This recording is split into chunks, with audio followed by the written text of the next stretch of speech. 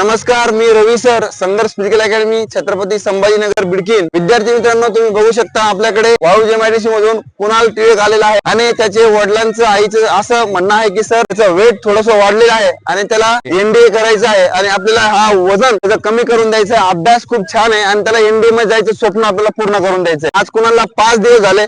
आता तुम्ही बघू शकता त्याने वर्कआउट करून जॉकेटच्या मधून त्याला घाम आलेला आहे बघा. आणि हा पूर्ण वेट आपल्याला टार्गेट दिलं 3 महिन्यामध्ये कमी करून एकदम तो 1600 मीटर असं पळायला पाहिजे तसं आपल्याला त्याला बनवायचंय. कुणाल कसं वाटतं इथे आल्यानंतर? एकदम भारी वाटतंय. कसं आला तू इथे? इथं मी इंस्टाग्राम थ्रू आलो. इंस्टाग्रामवर बघत बघत रील बघितली.